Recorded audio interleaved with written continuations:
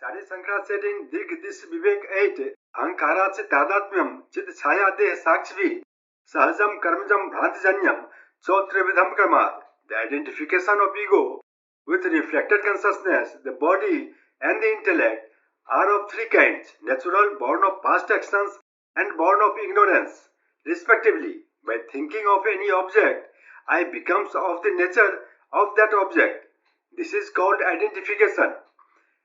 The identification of ego with reflected consciousness is natural. With body, it is due to past actions, and with intellect, it is due to the non-apprehension, that is ignorance.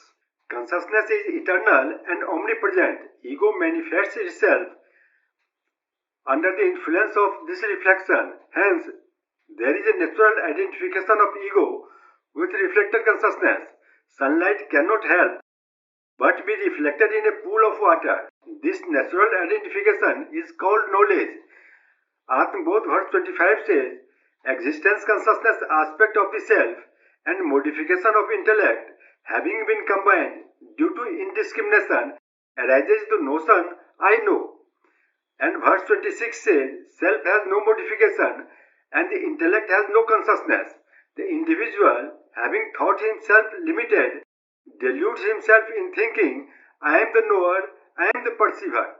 Actions performed yield results, and to enjoy results, one need body. The present body too is the result of actions performed in the past. Ego identifies itself with this body, and this identification is due to past action. Desire for perfection arises from the feeling of incompleteness, which prompts one to act. Actions yield results, which when experienced creates impressions. Vasanas again create desires, actions and results. Thus, man falls into vicious circle of birth and death, all due to the notion that he is finite, born out of ignorance. This delusion is the root cause of bondage that is beginningless and continues till the acquisition of knowledge. Verse 9 says, Sambandhinos sator nasti nibritasya sahajasya tu karmachayat prabodhacha nivartete kramāt.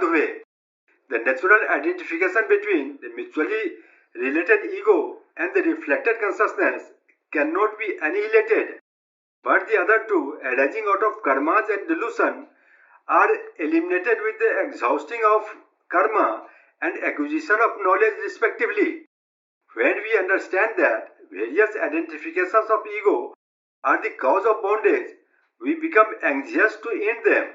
However, the natural identification of ego with the reflected consciousness resulting into the notion of knowership cannot be annihilated. This natural identification gets annihilated naturally after realization of the self, like the empty bucket which cannot reflect the sun.